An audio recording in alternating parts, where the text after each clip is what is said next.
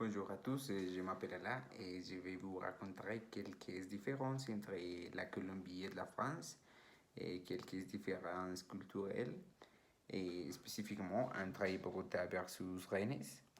Et pourquoi Bogota versus Rennes?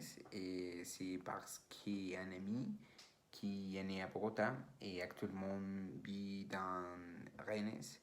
Et je crois qu'il a l'expérience pour dire quelques différences culturelles entre les deux lieux. On va parler des choses déplaçantes et des choses agréables. On commencera pour les choses agréables. La première, c'est que tout le monde se salue et sourit dans la rue. Et je crois que c'est un bon geste. La deuxième, c'est très différent à la Colombie parce que les voitures attendent que les piétons passent. Et je crois qu'à la Colombie, c'est très différent parce que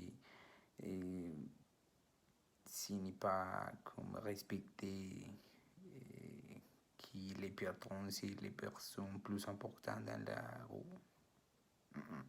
Et la troisième, c'est que les transports publics est très bien rangé et il y a des horaires pour les bus ou pour les métros et je crois que c'est impressionnant et c'est admirable parce que à la Colombie et c'est différent.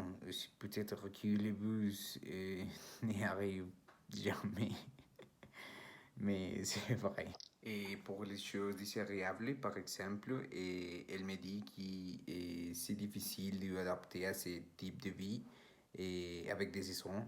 Et par exemple, ce n'est pas comme très normal de trouver seulement dans quelques saisons spécifiques et quelques légumes ou quelques fruits.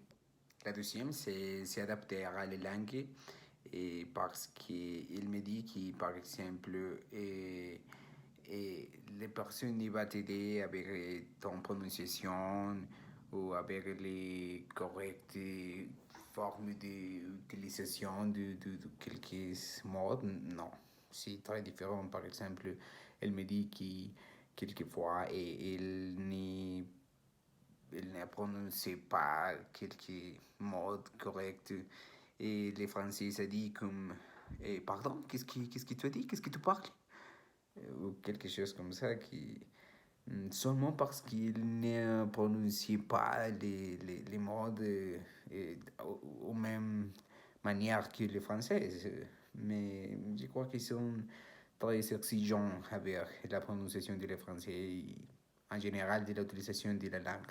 Et la troisième, c'est que c'est difficile pour les Français de comprendre que les États-Unis, c'est seulement un parti de l'Amérique, oui. Et par les Français, c'est comme si toute l'Amérique sont personnes des États-Unis. Mais ce n'est pas vrai.